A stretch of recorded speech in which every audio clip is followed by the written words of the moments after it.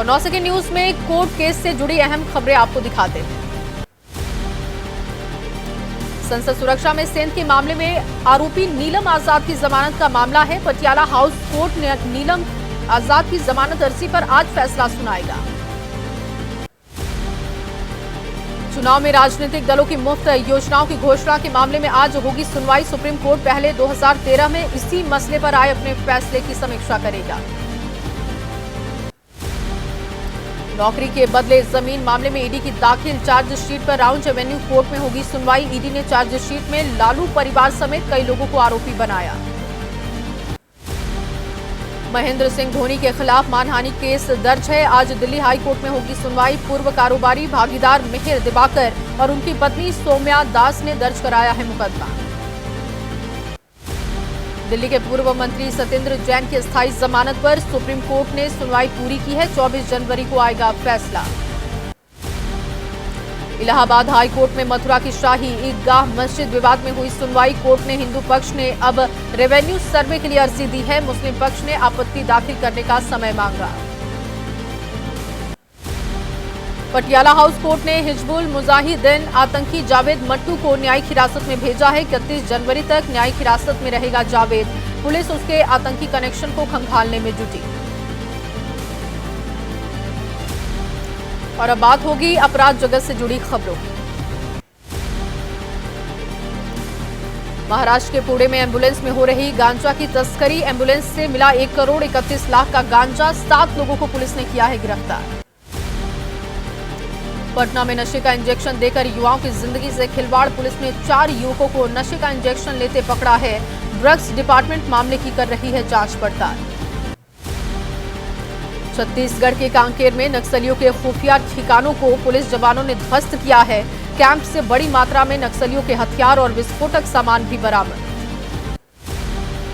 UP STF ने ISI के Aligarh module से जुड़ा इनामी आतंकी फैजान बख्तियार को गिरफ्तार किया। इस मॉड्यूल से अब तक 8 आतंकियों की हो चुकी है गिरफ्तारी। और अब आपको सभी अलग अलग राज्यों से जुड़ी खबरें दिखाते हैं। यूपी के मुरादाबाद में बिजली विभाग की लापरवाही सामने आई है। लाइन पर काम करते समय बिजली की सप्लाई की गई। निजी कंपनी के 4 कर्मचारियों को करंट का झटका लगा। मुरादाबाद हादसे में घायल सभी कर्मचारियों को अस्पताल में भर्ती करवाया गया। एक कर्मचारी की हालत बेहद नाजुक है। पोल पर लाइन ठीक करने वक्त बिजली की सप्लाई की गई थी।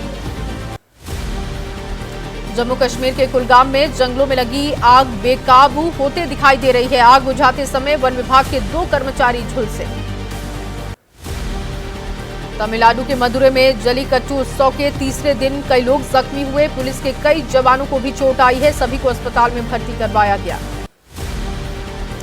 यूपी के बस्ती में तेज रफ्तार पिकअप NH-28 पर अनियंत्रित होकर पलटी। सड़क हादसे में 2 मजदूरों की दर्दनाक मौत।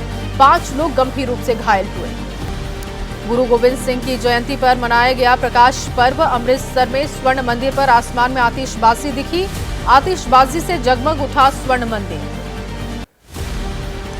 दिल्ली में गणतंत्र दिवस की तैयारियों में जुटी है नौसेना। कर्तव्य पथ पर नौसेना की झांकी में नारी शक्ति और आत्मनिर्भरता की झलक देखने को मिली।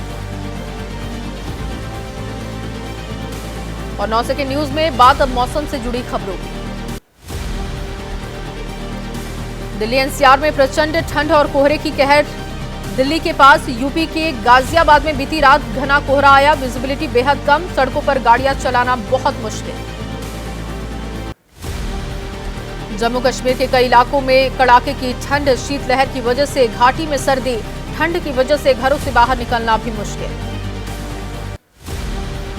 दिल्ली एनसीआर में आज भी कम नहीं है सर्दी। शीतलहर की चपेट में देश की राजधानी। कड़ाके की ठंड से बचने के लिए शेल्टर होम का लिया जा रहा सहारा। उत्तराखंड की ऊंचाई वाले इलाकों में भी बदला मौसम का मिजाज। बद्रीनाथ धाम में बर्फबारी हुई। मंदिर के आसपास बर्फ की मोटी चादर दिखाई दी। उत्तराखंड के औली में भी बर्फबारी हुई। बर्फबारी की खबर के बाद औली पहुंचने लगे सैलानी। दक्षिण कश्मीर के पर्यटक स्थल सिंथन टॉप पर मेहरबान हुई कुदरत। पहाड़ों पर बिछ गई सफेद चादर। कश्मीर पहुंचने वाले पर्यटकों के लिए आकर्षण का केंद्र।